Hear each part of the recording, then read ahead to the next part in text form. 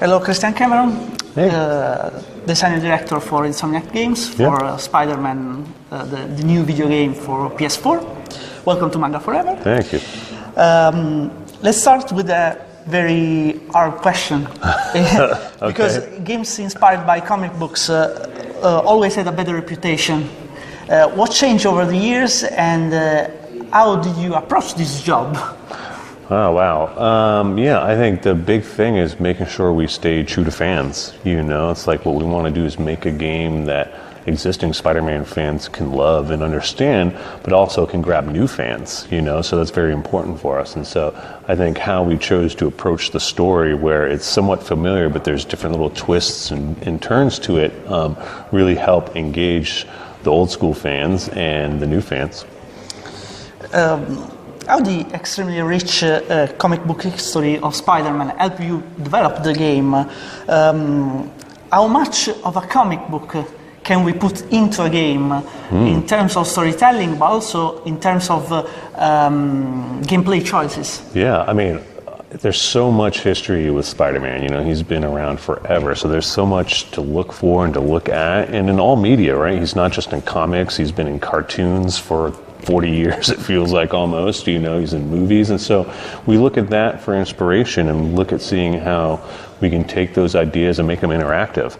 How can we take that Spider-Man character and make him feel amazing as the player plays with him, you know, and swings around the city? How can we take and tell a story that's not just kind of like a movie, but lets you interact with it? You know, that's why we give you the options to play as like MJ or Miles, so you get those both sides, or even as Peter. And so I think that's an important thing for us to like kind of put our stamp on that universe.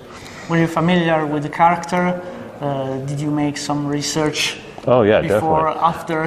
Yeah, I mean, I think a lot of people are familiar with Spider-Man because he's so pop culture, you know, he's been around for so long. And our creative director, Brian Enterhart, he's the biggest Spider-Man fan. And so him and the lead writer did a lot of research about like what story they wanted to tell, what has been told before, what villains they wanted to do. And so, yeah, definitely a lot of research.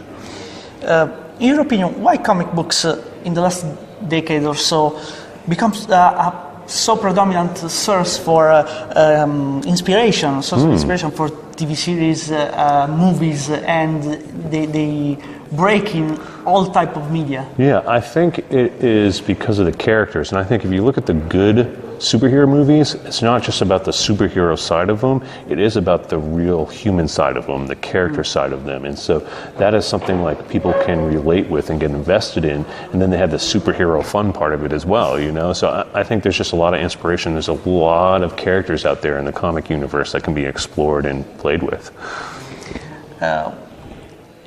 Which one was harder developing the game? Rendering a very beautiful, very realistic Manhattan, or try to stay true to the character and to the personality of Peter Parker, the dichotomy between Peter Parker and his alter ego, Spider-Man? I mean, they're both really challenging. I'm going to say, like, probably the dichotomy between the two is hard because there's some subjectivity to it, in a sense. Like, beautiful graphics are beautiful, you know, but like making sure you can tell that story between Spider-Man and Peter and how their two worlds collide takes us a subtle hand, in a sense. You know, you're going to be careful, especially again because there's a lot of history with it, you know, with like a realized New York.